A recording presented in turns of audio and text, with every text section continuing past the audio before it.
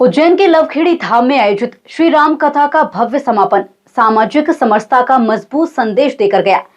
सर्व समाज के इस आयोजन में संत शिरोमणि रविदास समाज द्वारा नानी बाई का मायरा लाया गया, जिसने आयोजन को विशेष बना दिया। लवखेड़ी धाम में वर्ष 2007 से चली आ रही श्री राम कथा की परंपरा के तहत 26 दिसंबर से धार्मिक आयोजन किया गया, जिसका विधिवत समापन नानी बाई के मायरे के साथ हुआ। आयोजन सर्व समाज द्वारा किया गया, जबकि नानी बाई का मायरा संत शिरोमणि रविदास समाज ने प्रस्तुत किया। कार्यक्रम में हजारों श्रद्धालुओं की उपस्थिति रही और आसपास के गांवों का सहयोग भी उल्लेखनीय रहा। वक्ताओं ने कहा कि ये आयोजन केवल धार्मिक आस्था तक सीमित नहीं है, बल्कि राष्ट्र और धर्म जागरण से भी जुड़ा है।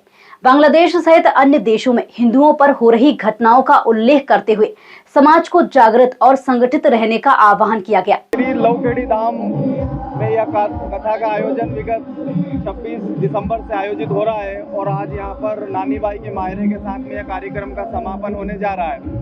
और राष्ट्र धर्म और धर्म जागरण को लेकर हिंदू समाज को जागृत करने का यह परंपरा लगभग 2007 से चल रही है और इस परंपरा को और भी आगे ले जाने का काम यहाँ की समिति कर रही है।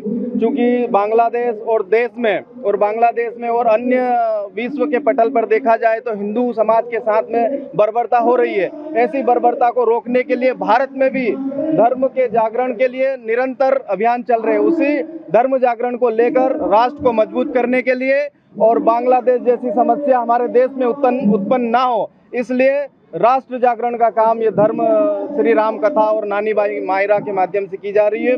और साथ ही साथ में समरसता का संदेश लेकर इस कथा का आयोजन हुआ, जिसमें संत शिरोमणि रविदास समाज द्वारा आज यहाँ पर नानी बाई का मायरा और मामेरा लेकर आए ये रविदास समाज, और यह समरसता का भी संदेश है। हमारे लवखेड़ी धाम पर वर्ष 2007 से रामकथा का आयोजन हो रहा है।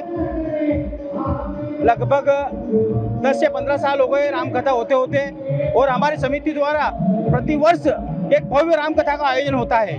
और रामकथा के साथ साथ इस बार हमारा 2021 से और 23 से हमारा नानी बाई का मायरा शुरू हुआ और नानी बाई का मायरे में अपार श्रद्धालुगण और रामकथा के आयोजन में अपार श्रद्धालुगण आए और इस समिति में आसपास के समस्त गांवों ने बहुत सहयोग किया।